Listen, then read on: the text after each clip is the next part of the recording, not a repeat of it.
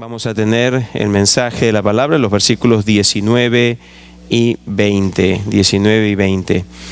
El mensaje la semana pasada fue titulado La última Pascua y la primera cena del Señor. Y estuvimos cubriendo el domingo pasado versículos 14 al 18. El día de hoy veremos versículos 19 y 20. Padre, al venir aquí ahora lo hacemos con expectativa.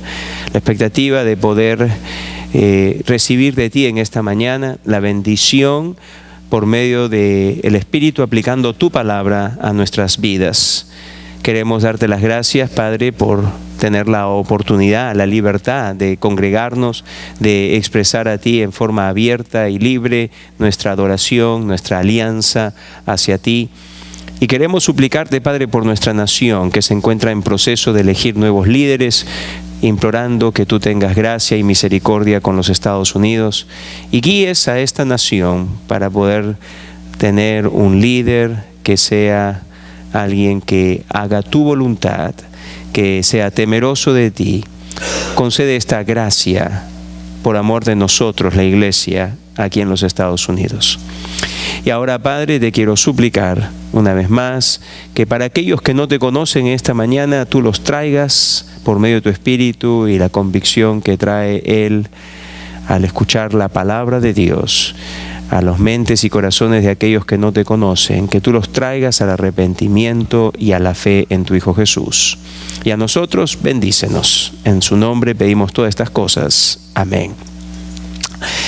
Permítame decir simplemente antes de iniciar la exposición que usted quizá va a recibir, mientras está ahí sentado, va a recibir una pequeña libreta donde se le pide que usted ponga su nombre y si participó en la reunión de la clase de membresía el domingo pasado y este domingo. Si lo hizo los dos domingos, ponga un aspa en cada una de las columnas con la fecha respectiva. Si solamente participó de una, ponga solamente aquella en la que participó. Muchas gracias. Bueno, vamos entonces al libro de Lucas, al capítulo 22, versículo 19 y 20. Dice: y tomó el pan y dio gracias y lo partió y les dio diciendo: esto es mi cuerpo que por vosotros es dado. Haced esto en memoria de mí. De igual manera, después que hubo cenado, tomó la copa diciendo: esta copa es el nuevo pacto en mi sangre que por vosotros se derrama. La celebración de la Pascua, como lo narra Lucas, fue la celebración de la última Pascua bajo el pacto antiguo. Es durante la celebración de la Pascua que el Señor Jesucristo, quien es Dios encarnado, anuncia que llegaba el momento de inaugurar el nuevo pacto y que por lo tanto este nuevo pacto requería un nuevo memorial. La Pascua era un memorial de la liberación que experimentó Israel por parte de Dios de Egipto. Dios liberó a Israel de la esclavitud, de la servidumbre de Egipto y lo liberó para llevarlo hacia la tierra de Canaán. La Pascua pues traía a mente continuamente cada año que se celebraba, una vez al año la celebraban en el mes de Nisán, traía a mente esta liberación. Pero ahora el Señor Jesús, como empezamos a ver el domingo pasado, el Señor Jesús instaura un nuevo memorial. ¿Por qué? Porque estaba implementándose un nuevo pacto. El Señor Jesús estaba trayendo a fin el antiguo pacto y ahora Él estaba inaugurando, con su muerte en la cruz, estaba inaugurando el nuevo pacto. Y entonces era necesario un nuevo memorial. Vemos que el Señor Jesús usa dos elementos de la cena pascual para que estos dos elementos de la cena pascual sean transformados y sean ahora los elementos del nuevo memorial. Y Él selecciona el pan sin levadura y el vino.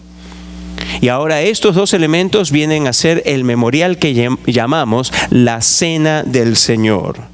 La Cena del Señor. Algunos lo llaman la Eucaristía o celebración. Nosotros lo llamamos la Cena del Señor. Continuemos pues con la segunda parte de este mensaje titulado La última Pascua y la primera Cena del Señor. Para hacer una transición de nuestra enseñanza la semana pasada ahora, me parece que nos ayudará conocer cómo es que se desarrollaba la Cena Pascual. Vamos a aprender un poco de cómo se desarrollaba la cena pascual, cuál era el orden que había en la cena pascual. Habiendo sido una celebración original en una cena que se comía en apuro, la primera cena pascual fue comida en apuro. Tenían que comer rápidamente ese corderito asado al fuego, tenían que comer las hierbas amargas, tenían que comer el pan sin levadura y con las mismas después de comido tuvieron que salir de Egipto. Pero de haber sido una celebración o una cena que se comió en apuro a través de los años, había llegado a ser más bien ahora una cena de conmemoración que tomaba varias horas. Ya no había ese apuro, porque ahora era un memorial. El cordero que había sido seleccionado días antes, ahora era cocido, había sido cocido el día en que se iba a comer, se había cocido enteramente, se había preparado el pan sin levadura, se había preparado la pasta de hierbas amargas con algunas frutas, se había preparado el vino y entonces se reunían en un lugar hasta quizá 20 personas para comer de un cordero pascual. Y el orden de la cena pascual era el siguiente. Primero, se empezaba con una oración dando gracias a Dios por sus bendiciones. La cena empezaba con una oración. Y daban gracias a Dios. Daban gracias a Dios que Él era el Dios de Israel. Daban gracias a Dios de que Él había derramado sus bendiciones sobre Israel. Inmediatamente después que se hacía una oración, venía la primera copa de vino. Tengan presente, habían 4 copas de vino que se bebían. Y ciertamente que no era, si yo me tomo 2 copas de vino, me embriago. Okay. Acá no se trata de embriagarse, ¿de acuerdo? Estas copas de vino históricamente eran bebidas con agua, eran diluidas para evitar que el nivel de alcohol trajese embriaguez en los participantes de la cena. Dios jamás haría que haya una cena, un memorial en el cual la gente esté embriagada, ¿cierto? No tendría el sentido de hacer que aquellos que Él quiere que hagan un memorial para Él, recordando su gracia, su misericordia, su compasión, estén embriagados. Así que habían 4 copas, pero estas eran de vino diluido en agua. Entonces bebía la primera copa, llamada la copa de bendición. Y esta era una forma de expresar la gratitud que Israel tenía por las bendiciones divinas que Dios había derramado sobre Israel.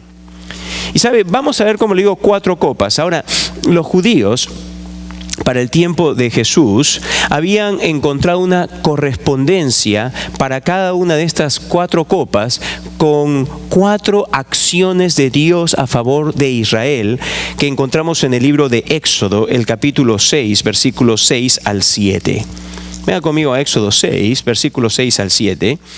Y de aquí vamos a ver 4 acciones específicas de Dios.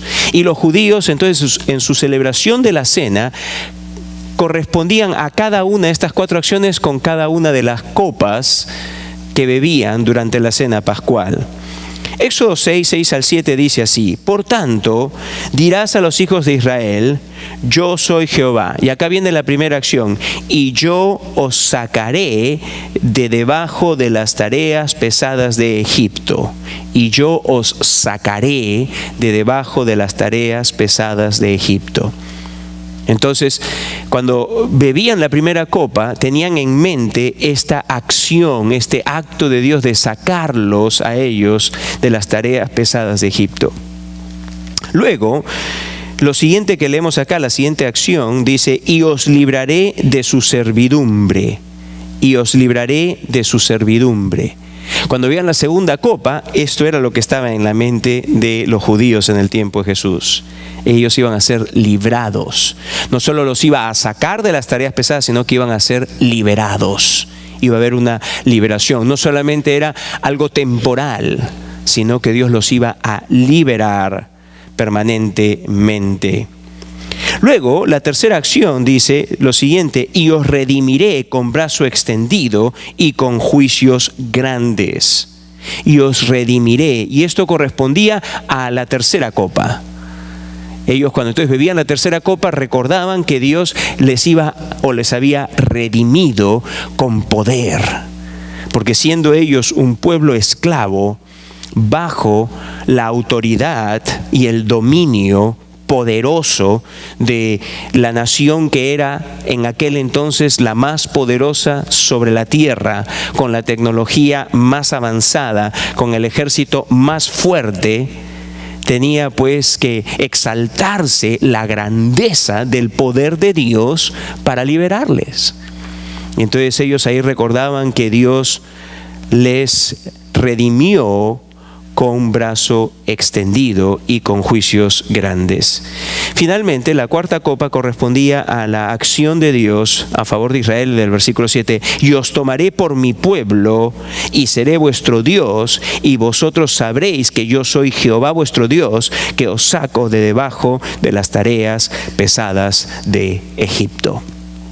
Entonces esta cuarta copa les hacía a ellos recordar y pensar en que Dios les había prometido tomarles a ellos como pueblo, ser el Dios de ellos, y que ellos entonces sabrían que fue Jehová Dios, yo soy Jehová, quien los sacó de todas aquellas tareas pesadas de Egipto. Así que ellos entonces iniciaban con oración, y luego venía la primera copa y tenían en mente la primera de las acciones que Dios les dio en el libro de Éxodo, que Él había hecho por ellos, que los sacaría de debajo de las tareas pesadas. Luego de eso venía en tercer lugar un lavamiento de manos. Un lavamiento de manos. Y esto tenía un doble propósito. Se lavaban las manos. El propósito de higiene era el primero de los propósitos. O sea, se lavaban las manos literalmente para no comer con las manos sucias. Pero también este lavamiento de manos tenía un sentido ritual, un sentido simbólico de reconocer, por decir así, de que ellos declaraban anhelar pureza y santidad para estar delante de Dios. Lavado de sus manos, una vez más, era para decir, por decir así, delante de Dios, Dios, necesitamos pureza, necesitamos ser santos. Entendiendo, debiese haber sido así, entendiendo que solo de Dios puede venir el perdón, solo de Dios puede venir la pureza. En nosotros no se halla ninguna pureza. En nosotros no podemos encontrar en nosotros mismos perdón. Eso que la gente dice, lo que tú necesitas es perdonarte a ti mismo, como si uno tuviese capacidad de perdonarse por las faltas cometidas.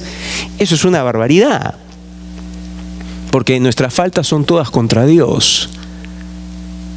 El único que puede en realidad perdonarnos es Él. El único que puede tener una verdadera limpieza es Él. Es Él. Así que en cuarto lugar, después que se lavaban las manos, venía el hecho de comer las hierbas amargas. Y las hierbas amargas se mezclaban con una pasta hecha con algunas frutas, dátiles, almendras, manzanas. Se mezclaba todo eso con las hierbas amargas y se tomaba un poco de pan y se comía esto. Se untaba esto en el pan y se comía. Y el propósito de esta parte de la cena pascual era el de traer un recordatorio a todos ellos de lo amargo de la esclavitud de Egipto, lo amargo que había sido el ser un esclavo en Egipto. Inmediatamente después de eso se cantaba el Jalel. Ahora, el Jalel es el conjunto de salmos desde el Salmo 113 hasta el 118, y el Salmo 113 al 118 lo cantaban en dos partes. La primera parte sucedía en este momento, después de comer las hierbas amargas. Entonces ahí cantaban el Jalel y cantaban Salmos 113 y 114. Una vez que cantaban el Jalel, Salmos 113 y 114, bebía la segunda copa. Y era en este momento, después de beber la segunda copa, en la cual el padre de familia o el anfitrión, la persona importante allí en el grupo, se levantaba y daba una explicación de qué era lo que estaban celebrando. ¿Cuál era la razón por la cual estaban ahí? Traía a memoria las instrucciones que Moisés dio en Éxodo 12, les volvía a contar, por decir así, qué era lo que Dios había instaurado, que Israel debía de celebrar año tras año tras año. Una vez que se terminaba la explicación, venía entonces ya la cena propiamente hablando.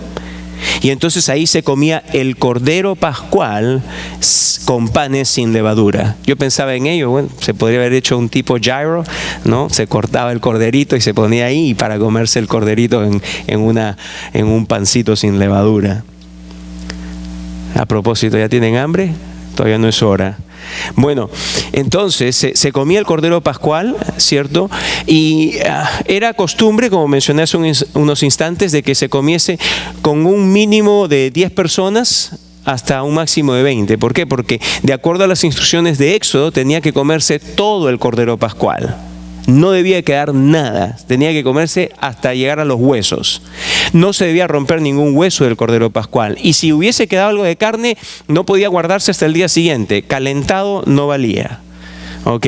Tenían que quemarlo todo a fuego. Si quedaba algo, tenían que quemarlo. Era una conmemoración solemne. Era una conmemoración solemne, tenía un propósito muy específico de traer a la mente de los israelitas la liberación de Dios. Y Dios entonces tenía instrucciones muy, muy específicas acerca de ello. Una vez que se terminaba la cena, propiamente de comer el cordero y el pan, se bebía la tercera copa. Y la tercera copa, para ellos al menos, les hablaba de que ellos iban a ser redimidos con brazo fuerte y con juicios grandes. Ellos iban a ser redimidos. Después que bebían la tercera copa, que bebían esto, sí, cantaban la segunda parte del Jalel, de los capítulos 115 al 118. Y una vez que terminaban el canto del 115 al 118, cerraban la cena con la última copa, que a ellos les hacía recordar de que ellos entonces serían tomados por pueblo de Dios y que Dios sería el Dios de ellos. Esto era lo que componía, este era el orden de la cena. Y una vez que terminaban la cena, entonces, en aquella última cena, después de cantar ya los últimos himnos y de tomar la última copa, entonces salieron hacia el Getsemaní aquella noche, la noche en que el Señor Jesús fue entregado. Ahora, tenga presente una cosa. ¿Se recuerdan cómo hemos estado estudiando? El cordero pascual tenía que ser sacrificado entre las 3 y las 6 de la tarde, para que luego entre las 6 y la medianoche, o quizá la 1 de la mañana, se desarrollase la cena pascual. Como les digo, era una cena bastante larga. Y había mucha conversación. Fue una cena que duró varias horas, 6, 7 horas, porque ya debió ser en la madrugada, estando en Getsemaní, donde el Señor Jesús luego fue arrestado. Y a la mañana siguiente, a las 6 de la mañana, lo llevan a las autoridades romanas. ¿Okay? Así que fueron varias horas que estuvo ahí el Señor con los discípulos, y todo esto tomó lugar en adición a la cena en sí. Recuerden que tomó lugar el lavamiento de los pies de los discípulos. El Señor Jesús confronta a Judas, el Señor Jesús advierte a Pedro, el Señor Jesús les da la enseñanza de Juan 13 hasta Juan 16, y termina el Señor Jesús haciendo la oración sacerdotal de Juan 17. Fue una noche completamente llena. Fue una noche donde el Señor Jesús no desaprovechó ni un instante para poderles dar a sus amados discípulos las últimas enseñanzas antes de la cruz. Pero es en medio de todo ello, en medio de toda esta cena, que el Señor entonces instaura un nuevo memorial, ya que en pocas horas Él estaría ratificando, en solo unas pocas horas, ratificando con su sangre el nuevo pacto. Él estaría ratificando con su sangre el nuevo pacto. Entonces, ya que eso estaba por tomar inmediato lugar, Él les deja ahora un nuevo memorial. Ya que su sangre iba a ser derramada para ratificar el nuevo pacto, entonces vemos que el Señor instaura el nuevo memorial que llamamos la Cena del Señor. La Cena del Señor. Y acá lo que vemos en versículos 19 y 20 es que Lucas nos presenta de una forma muy abreviada la instauración de la Cena del Señor. Es sumamente abreviado, no es una enseñanza extensa. Y la razón parece ser porque si queremos aprender más acerca de la cena, el primer pasaje que se escribe con respecto a la cena, lo encontramos en el libro de 1 Corintios. En el capítulo 10 y el capítulo 11, el apóstol Pablo da una enseñanza acerca de la cena del Señor, lo que significa y cómo debiese ser tomada la cena del Señor. Y entonces, cuando ya Lucas escribe 10 años después que Pablo lo escribió en Corintios, o sea, Lucas escribe esto alrededor del año 61, Pablo escribió 1 Corintios alrededor del año 51, vemos pues de que ya para el año 61 la iglesia pues venía celebrando la cena del Señor por aproximadamente 3 décadas. Ellos sabían claramente lo que era, no había una necesidad de explicar cosas, no había una necesidad de enseñar cosas. Así que no vemos pues por ello detalles en la narración que Lucas nos hace acerca de la cena. Pero aún al tener una enseñanza abreviada en el libro de Lucas, no deja de ser rica en su contenido de enseñanza. Y veamos pues algunas cositas que podemos sacar de aquí, del versículo 19 y 20. Versículo 19 dice que el Señor Jesús tomó el pan y dio gracias y lo partió y les dio diciendo: esto es mi cuerpo que por vosotros es dado, haced esto en memoria de mí. El Señor Jesús toma el pan, recuerden, esta es la parte en la que están comiendo ahora, ¿ok? Era el cordero pascual y el pan. Comían la carne, el cordero con el pan. Toma el pan. Y acá cuando dice el pan es un pan en singular, se podría decir, pues está hablando de un pan grande. Un pan sin levadura grande, no un pancillo personal, no un pan personal, sino un pan grande, ¿ok? Y entonces lo toma, dice, y lo parte y lo da para que todos ellos coman, ¿ok? En el libro de Deuteronomio, en el capítulo 16, versículo 3, se nos dice que este pan era considerado el pan de aflicción. Es decir, para los judíos, cuando ellos tomaban el pan, esto les debía de traer a mente la aflicción de Israel. Versículo 3 de Deuteronomio 16 dice: no comerás con ella pan con levadura, 7 días comerás con ella pan sin levadura, pan de aflicción, porque aprisa saliste de tierra de Egipto, para que todos los días de tu vida te acuerdes del día en que saliste de la tierra de Egipto. O sea que el significado del pan para los judíos hasta esa última cena pascual era: esto me recuerda la aflicción de haber salido en apuro de Egipto. Esto me recuerda la aflicción de toda esa esclavitud, de todo ese tiempo y la aflicción que sufrimos como nación durante el tiempo de Egipto y el haber salido así en apuro. Les retrae a la mente la aflicción. Sin embargo, ahora el Señor lo que hace es que ahora Él cambia completamente el sentido de lo que ahora Él quiere que represente bajo el nuevo pacto. Este pan es transformado en su significado, ¿ok? Y ahora entonces va a venir a significar su cuerpo. Su cuerpo. Versículo 19, se los voy a leer. Y tomó el pan y dio gracias y lo partió y les dijo diciendo: esto es mi cuerpo. ¿Usted ve? Ya no es más el pan de aflicción. Ya no es más para traerles a ellos el recuerdo de la aflicción que pasaron sus antepasados, los que estuvieron en Egipto. Ya no es más eso. Pero ahora el pan va a simbolizar su cuerpo. Y acá nosotros necesitamos precisar varias cosas. Primera precisión: no se trata de transubstanciación. No se trata de transubstanciación. ¿Qué es la transubstanciación? No es una palabra para ver que hablar mejor. Dígalo varias veces eso, a ver si le sale. No es un trabalenguas. La transubstanciación es la doctrina católica romana que dice que por un milagro, Dios cambia la substancia. Habla de transformación, substanciación de la substancia. Hay una transformación de la substancia en los elementos, en el pan y en el vino. Y dice que son entonces, la enseñanza católica romana es que son transformados el pan en literalmente el cuerpo de Cristo y el vino literalmente en la sangre de Cristo.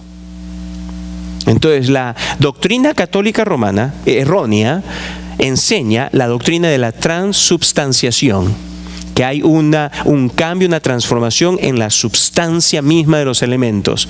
El pan que es harina cocinada deja de ser harina cocinada.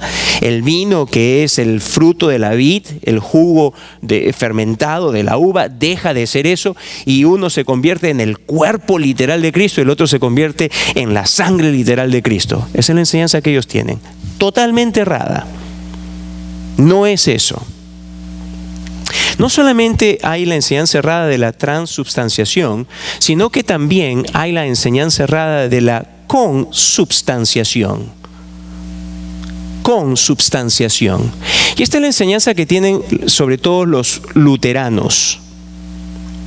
Los luteranos empezaron a decir, bueno, no es que Dios transforma la substancia, sino que Dios está con la substancia. O en otras palabras, que literalmente el cuerpo de Cristo y la sangre de Cristo están a los lados de el pan y el vino. ¿Ok? Eso también está errado. Eso también está errado. No es que haya una presencia física del cuerpo de Cristo, o una presencia espiritual del cuerpo de Cristo, o una presencia física o espiritual de la sangre de Cristo junto a los elementos. No existe tal cosa. No hay aval bíblico para ninguna de esas dos doctrinas, ni de la transubstanciación ni de la consubstanciación. Ahora bien, también es común pensar que cuando leemos que el pan fue partido, muchas personas toman, a veces más poéticamente que por cualquier otra razón, toman de que el cuerpo de Cristo fue partido por nosotros. ¿Ok? Quizá usted lo ha escuchado eso. Quizá lo ha expresado así: oh Señor, tu cuerpo fue partido por nosotros. No hay tal cosa en las Escrituras. El cuerpo de Cristo no fue partido por nosotros. El cuerpo de Cristo no fue partido por nosotros. Ningún hueso suyo se rompió. Ningún hueso suyo se rompió. Tanto en la enseñanza de Éxodo 12:46, que es el pasaje donde se enseña cómo debiese de seleccionarse el Cordero Pascual, cómo debiese de celebrarse la cena pascual y qué instrucciones habían hasta después si quedaba algo del Cordero Pascual después de haber todos comido. Todo eso lo encontramos en Éxodo 12. Y en el versículo 46 leemos claramente que la clara enseñanza es que ningún hueso del Cordero Pascual debía de romperse. Y es algo que es ratificado en Juan 19:36, cuando el apóstol Juan declara claramente que para que se cumpla completamente las Escrituras, cuando Jesús muere en la cruz, Juan 19:36 dice: y ningún hueso suyo fue roto, para que se cumpla la Escritura. Porque el Señor Jesús, recuerden, viene a ser Él mismo el verdadero Cordero Pascual. Por lo tanto, ningún hueso suyo ni su cuerpo fue de alguna forma roto. La idea de estar roto es como que si hubiesen roto algún hueso suyo, hubiesen desmembrado algo de su cuerpo. El Señor Jesús no fue desmembrado y ningún hueso del Señor Jesús fue roto. Era necesario mantener todo esto con integridad. Claramente, el mismo Señor Jesús es quien nos dice qué es lo que el pan significa. Y el Señor Jesús dice en el versículo 19: esto es mi cuerpo. El problema es cómo debemos de entenderlo. Bueno, para la mente hebrea no había ningún problema para entender esto. Para la mente hebrea no había ningún problema. Para la mente hebrea, hablar del cuerpo es hablar de la totalidad de la persona. De la totalidad de la persona. Es decir, en otras palabras, esto nos habla de la encarnación. Esto nos habla de su vida perfecta. Esto nos habla de su humanidad. Esto nos habla de la vida de pureza completa hasta el punto en el cual Él llega a la muerte. Esto nos habla de la entereza de la vida del Señor Jesús. Ahora, como les dije, si queremos aprender con más detalle qué es lo que significa cada cosa, ¿a qué pasaje tenemos que ir? Al libro de Corintios. Y vamos ahí, por favor, brevemente al libro de Corintios, al capítulo 10. 1 Corintios 10. Y vamos a leer allí versículos 16, la mitad del 16 y el versículo 17. 1 Corintios 10, 16 y 1 Corintios 10, 17. Mira lo que dice así. Voy a empezar a la mitad del versículo 16. El pan que partimos no es la comunión del cuerpo de Cristo. Siendo uno solo el pan, nosotros, con ser muchos, somos un cuerpo, pues todos participamos de aquel mismo pan. Se los vuelvo a leer, por favor. Presta atención a lo que acá nos dice el apóstol Pablo. El pan que partimos, el pan que se está partiendo para la cena, el pan que partimos, dice, ¿no es la comunión del cuerpo de Cristo? No es en otras palabras, ¿no es la participación de nuestra común unión que tenemos en el cuerpo de Cristo? Versículo 17, siendo uno solo el pan, y acá aclara lo siguiente, dice, uno solo es el pan, es Cristo, su cuerpo, uno solo es. Dice, con ser muchos, nosotros los que participamos somos muchos. Pero no es que está siendo partido para cada uno de nosotros. Dice más bien, nosotros, aunque somos muchos, participando de un solo pan, no estamos todos nosotros entonces mostrando que somos uno con el Señor, que todos estamos participando del mismo cuerpo. No estamos participando todos del mismo Señor. No encontramos todos nuestra comunión en realidad en una persona, Cristo y solo Cristo. Ese es el punto. Esa es la enseñanza. El pan partido entre todos se refiere a que todos nosotros participamos en común de Cristo. El momento, en unos instantes vamos nosotros a participar de la cena, y todos aquellos de nosotros que participemos, lo que vamos a estar diciendo públicamente, tomando parte de esto es, yo estoy participando del cuerpo de Cristo, al igual que tú y tú y tú, que todos nosotros en realidad tenemos nuestra comunión en una persona, en Cristo, que todos nos identificamos con una sola persona, Cristo Jesús. No es que nos identificamos con una iglesia, no es que nos identificamos con un pastor, no es que nos identificamos con una denominación, nos identificamos con el Señor de gloria, el Señor Jesús. Todos somos uno en Cristo. Y por lo tanto, aunque somos muchos, somos un cuerpo.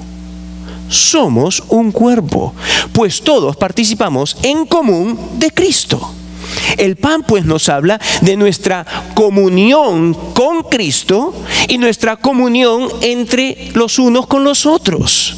Eso es lo que el pan simboliza. El pan simboliza nuestra comunión con Cristo porque estamos en Él, estamos comiendo de su cuerpo, por decir así. Hemos sido, dice la Escritura, bautizados en su cuerpo. Somos uno con Él, pero no solamente yo soy uno con Él. Olga es uno con Él, mamá es uno con Él, el pastor Juan Carlos es uno con Él, y cada uno de los que están acá que ha creído en el Señor Jesús es uno con Él. Y entonces todos, aunque somos muchos, somos uno con Él. Todos somos uno. Todos somos uno. Está hablando de la unidad que hay en el cuerpo de la iglesia. La unidad. Entonces nos habla de nuestra comunión con Cristo y de nuestra comunión los unos con los otros. Amados, acá permítame, en mis notas no pude resistir la oportunidad de poder traer esto en una forma práctica. El día de hoy, amados, hay muchos que piensan que pueden ser llaneros solitarios, cristianos tipo llaneros solitarios, que no necesitan de la comunión de la iglesia, que es una opción, que si te sientes de ganas de venir, vienes, y si no te sientes de ganas, pues de repente mejor es quedarte a ver un partido. Y si algo el pan nos ha de recordar es que es que nuestra comunión, nuestra unidad es con Cristo, y Cristo que tiene un cuerpo, la iglesia, es el ambiente, es el entorno en el cual yo también debo de participar y de tener comunión. No hay tal cosa como cristianos llaneros solitarios, o cristianos que piensan que da igual ponerse delante de internet y ver y participar de ir a la iglesia por medio de una pantalla. No es así. Se requiere nuestra participación en común. En el libro de los Hechos se menciona que los 3,000 que se congregaron allí, que usted póngase a pensar, habían 3,000 personas, ¿se conocían todas? Lo más probable es que no, salvo que haya sido alguna persona con mente de capacidad de elefante para acordarse de todo el mundo.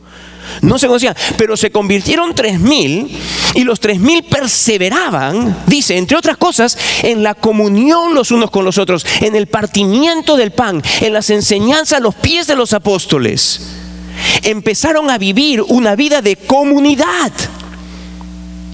Nos juntamos los domingos aquí. Y nosotros como congregación también tenemos una reunión congregacional. Solamente son 2 las reuniones congregacionales oficiales de la Iglesia Hispana de Boca Ratón: los domingos en la mañana y los miércoles, y a la cual son todos llamados. No solamente algunos, todos son llamados, desde la mañana hasta que acabamos. Y es imprescindible entender la importancia de participar de dicha comunión. Ya en el libro de los Hebreos se menciona de que hay algunos que tienen por costumbre dejar la congregación, de tomar como si fuese algo que, si bien quieres, pues vienes, y si no te sientes de ganas, no vienes. Y sin embargo se nos insta a que nosotros no dejemos de congregarnos como algunos tienen por costumbre. ¿Por qué? Porque es solamente en el medio de una vida en comunidad donde podemos ser ministrados por la palabra, como diría el libro de Efesios, como congregación, donde podemos participar los unos con los otros y escuchar las debilidades, las vicisitudes, los problemas, y de aguantarnos los unos a los otros. Porque ¿sabes qué? La Biblia dice: aguántense los unos a los otros, sopórtense los unos a los otros, perdónense los unos a los otros, ámense los unos a los otros. El unos a los otros no se puede dar si tú no te congregas. Si tú no te congregas. La congregación no es una opción. La congregación no es si tú quieres. El Señor Jesús expecta que tú y yo nos congreguemos. ¿Ok? Así que no puedo resistir. Y todo esto está, si usted lo quiere ver, eso es uno de los pensamientos que debiese de venir a nuestra mente al participar del símbolo del pan. El pan es su cuerpo. Habla de mi comunión con Cristo y de mi comunión con su cuerpo. Y su cuerpo está formado por todos los que han creído. Y en este lugar local habla de ti y de ti y de ti y de ti y de ti y de ti y de ti y de mí, viviendo en comunidad. Amados, tenemos 7 días de la semana. Durante esos 7 días de la semana, las horas que pasamos aquí son pocas en proporción a todo. Son pocas las que pasamos juntos, pero son absolutamente necesarias. Yo necesito estar presente cuando, por ejemplo, el pastor Juan Carlos está enseñando. Mi alma necesita el alimento espiritual que se me imparte por medio de uno de los dones que Dios ha dado a la iglesia. Sus hijos necesitan la enseñanza que los maestros, dones que Dios ha dado a la iglesia, para que les impartan la verdad de la palabra. Yo lo necesito. Nuestros hijos lo necesitan. Usted lo necesita. No puede ser tomado a la ligera. No debe ser tomado a la ligera. Es necesario. Necesario. Y el pan nos recuerda justamente eso. Es aquí pues donde nosotros hemos de participar de la enseñanza de la palabra en el contexto de las reuniones congregacionales, donde podemos poner en práctica nuestra comunión, donde esto debe ser manifestado en relaciones de bondad los unos para con los otros, de paciencia los unos para con los otros, de comprensión mutua los unos para con los otros, de afecto entrañable los unos para con los otros. Hay algunos que se calientan y están enojados, hay otros que piensan que si quieren vienen, si no quieren no vienen. Hay algunos jóvenes que quizá dicen, bueno, vivimos en una sociedad donde podemos tener esto al alcance de nuestro teléfono y yo puedo tan igual tener comunión con el Señor por medio de una enseñanza en mi teléfono que viniendo a la iglesia. No necesito venir a la iglesia. Sí, es verdad. Hey, déjame decirte, yo utilizo el teléfono mucho y me alimento de muchas cosas por medio de mi teléfono inteligente. Pero ¿sabes qué? Hay algo que falta. La comunión no solamente es tú y el Señor. El Señor dijo, todos también tenemos que tener comunión. Todos. Es mi comunión con el Señor y es mi comunión los unos con los otros, porque es imposible ser parte del cuerpo de Cristo y no pasarla con el cuerpo de Cristo. Es una incongruencia. ¿De acuerdo? Así que no haya ninguno entre nosotros, ni joven ni viejo, nadie entre nosotros que menosprecie la congregación, que subestime lo vital que la congregación es. Y el pan nos ilustra ello. Bueno, continuando. Entonces ahora vamos entonces al versículo 19 para terminar allí el pensamiento. Dice, esto es mi cuerpo que por vosotros es partido, haced esto en memoria de mí, en memoria de mí. Esta celebración de comer el pan debe ser hecho con continuidad. No se nos dice con qué continuidad. Nosotros podríamos celebrar la cena del Señor todos los domingos si queremos. Pero acá hay un cambio radical con la cena pascual. La cena pascual era una vez al año. ¿Sabrá usted que hay iglesias que celebran la cena del Señor solamente una vez al año? Porque entienden que fue transformada la celebración, el memorial en la cena pascual, pero asumen incorrectamente que ya que la cena pascual se realizaba una vez al año, que también la cena del Señor se debe realizar una vez al año. La Escritura lo que dice es todas las veces que la bebiereis, todas las veces que la comiereis, no queriendo decir que solamente debe ser una vez al año, sino repetidas veces a través del año, repetidas veces para hacer memoria. Es un memorial continuo y, como diría el capítulo 11 de 1 Corintios, versículo 26, celebrado hasta que el Señor retorne, hasta que el Señor venga. Versículo 20. De igual manera, después que hubo cenado, tomó la copa diciendo, esta copa es el nuevo pacto en mi sangre que por vosotros se derrama. Ya que menciona acá que después de haber cenado, entendemos, de acuerdo al orden que tenían los judíos, de que después de la cena venía la tercera copa. Así que la copa acá que es transformada en parte de este nuevo memorial es la tercera copa. Y el Señor Jesús lo que hace es que dice lo siguiente. Él dice que esta copa es el nuevo pacto en mi sangre. Es decir, que la sangre del Señor Jesús, iba a ser derramada, y él sabía que eso iba a tomar lugar en pocas horas. Ellos no lo entendían así, recuerden. Ellos no lo veían así. Pero el Señor Jesús sabía que esto iba a ser en pocas horas. La sangre del Señor Jesús iba a ser derramada para ratificar, para reafirmar el nuevo pacto, por decir así, para sellar el nuevo pacto. En Levíticos 17, si usted va a Levíticos 17, hay una porción ahí donde claramente se enseña y Dios dice, con la sangre no jueguen, básicamente, con la sangre no jueguen, porque la vida está en la sangre y yo he dado la sangre para redención. Yo he dado la sangre para redención. Si usted va al libro de Levíticos, el capítulo 17, por tiempo no lo puedo ver ahora, pero usted tome nota y usted vaya allí y revise esa porción de las Escrituras.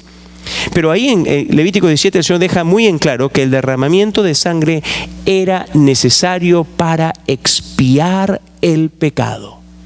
No podía haber expiación, no podía haber perdón de pecado sin derramamiento de sangre.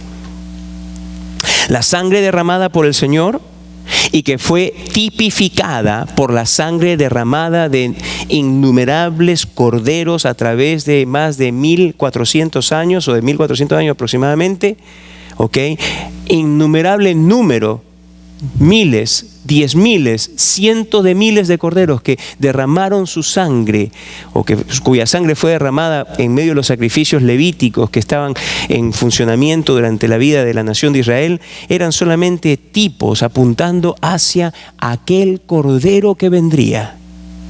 Claramente el libro de los Hebreos nos hace saber de que toda esa sangre de todos esos animales que murieron nunca trajo satisfacción a Dios. ¿Por qué? Porque solamente aquella sangre que traería satisfacción total, completa a Dios, sería la sangre de su Cordero. Solamente la sangre de su Cordero traería total satisfacción. Y sabemos quién es su Cordero. Juan, al principio del ministerio del Señor Jesús, dijo: he ahí, apuntando hacia el Señor Jesucristo, he ahí el Cordero de Dios. Ese era el Cordero de Dios que quita el pecado del mundo. La sangre derramada del Señor Jesús habla de su muerte en la cruz y es la sangre por la cual nuestros pecados en forma efectiva son expiados. La copa de la cena del Señor habla simbólicamente entonces del sacrificio, pero ya no de un sacrificio hecho bajo el pacto antiguo, sino de aquel sacrificio hecho bajo el nuevo pacto. Y el nuevo pacto, porque el Señor Jesús lo menciona en el versículo 20, este es el nuevo pacto en mi sangre. El nuevo pacto es el que se menciona en Jeremías 31, 31 al 34 y en Ezequiel 36, particular 26 al 28, versículo 26 al 28. Este es el pacto que salva, este es el pacto que trae perdón de pecados, este es el único pacto por el cual hay perdón, hay salvación. Y amados, acá tenemos que entender entonces una cosa: participar de la cena, participar del pan, de la copa, no se trata de participar de un rito, no se trata de participar de algo que me va a dar algo a mí. Participar de la cena no trae ningún tipo de salvación, es un memorial, es un recordatorio.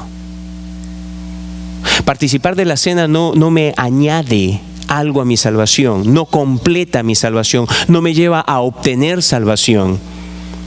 En la mañana, mientras teníamos nuestra clase de membresía, mencionábamos que, por ejemplo, aquellos de nosotros que venimos del contexto católico romano, venimos de un contexto donde se nos enseñó en la misa que nosotros estamos recibiendo a Cristo. Recibiendo a Cristo. Tal cosa es falsa. No hay nada de verdad en ello. Por lo tanto, jamás debe verse como que si la celebración de la misa es simplemente el equivalente de la celebración de la mesa del Señor en una iglesia cristiana evangélica. Son dos cosas totalmente distintas. Una es una abominación al Señor. La celebración de la misa no deja de ser nada menos que una abominación al Señor. ¿Por qué? Porque habla de algo que totalmente tuerce lo que Dios ha establecido en las Escrituras. Cristo no está siendo sacrificado y uno no está recibiendo a Cristo continuamente. La celebración de la mesa del Señor es un memorial. Eso Jesús lo dice una vez más. Tomó la copa después que hubo cenado, diciendo: esta es la copa del nuevo pacto en mi sangre que por vosotros se derrama. El apóstol Pablo dice: cada vez que comáis de este pan y bebiereis de esta copa, la muerte del Señor anunciáis hasta que Él venga. Y que el Señor dijo: haced esto, en los dos casos, de la copa y del pan, haced esto en memoria de mí. Es un memorial profundo para traer en forma vívida a nuestras almas que el Señor Jesús vino para dar su vida por nosotros. Y esto es con lo cual quisiera terminar. Si regresamos al versículo 19, dice: esto es mi cuerpo que por vosotros, esas dos palabritas, por vosotros, es dado. Versículo 20, después que hubo cenado, dijo: esta copa es el nuevo pacto en mi sangre que por vosotros se derrama. 2 veces recalca ahí que es por vosotros, por vosotros. Amados, la cena del Señor nos recuerda una de las más preciosas verdades en toda la Escritura. ¿Cuál es esta? La muerte sustitutiva del Señor Jesús. La muerte sustitutiva del Señor Jesús. De acuerdo al plan eterno de Dios. Presta atención a esto. De acuerdo al plan eterno de Dios, Él diseñó que nuestros pecados podrían ser perdonados aceptando en completa satisfacción de sus santas demandas la muerte de un sustituto. Es Él el que diseñó esto. Esto no es cosa humana, esto no es algo de nuestra invención. Es Dios el que diseñó ese plan, y Dios mismo es el que dijo: yo voy a aceptar la muerte de un sustituto en el lugar de el pecador, en el lugar del culpable. Lo maravilloso, lo asombroso, lo admirable de todo esto es que el mismo Señor contra el cual yo pequé, contra el cual tú has pecado, por amor a mí y a ti, Él mismo se encarna para ser nuestro sustituto. Él es el que se encarna para ser nuestro sustituto. No envía a otro. Él mismo lo hace. Bendito pues sea el Señor hoy y por siempre, que nos amó tanto, que vino para dar su cuerpo y derramar su sangre. Yo no sé si Él es tu sustituto en esta mañana. ¿Sabes cómo Él puede ser en forma efectiva tu sustituto? Si es que tú el día de hoy te arrepientes y pones tu total confianza solamente en Él. El día de hoy te llamo a que tú te arrepientas y a que pongas toda tu confianza exclusivamente, solamente en Jesucristo. Hazlo hoy y Él será tu sustituto. Hazlo hoy y recibirás hoy perdón y vida eterna. Padre, damos gracias por tu palabra y queremos ahora, Padre, pedirte que al pasar a celebrar la cena, Padre, que estos pensamientos que hemos compartido puedan estar frescos en nuestras mentes, hayan traído una sensibilidad a nuestros corazones y nos lleven a celebrar la cena, tomar el pan, recordándonos de nuestra comunión con el Señor y la comunión los unos con los otros, que este es su cuerpo, esto es su vida entera, que nuestro Señor vino por nosotros para darse y derramar su sangre. Sellar con ello la realidad de este nuevo pacto, el nuevo pacto que es el único pacto por el cual tú nos informas, tú nos dices y tú nos das la esperanza que podemos encontrar perdón y vida eterna. Que si hay alguno que se arrepiente y se vuelve a ti de todo corazón, que tú le perdonarás, porque Jesús murió por él, por ella. Y ahora pues hay en nosotros la más profunda gratitud al considerar este tiempo de celebrar la cena. Damos gracias en el nombre de Jesús. Amén.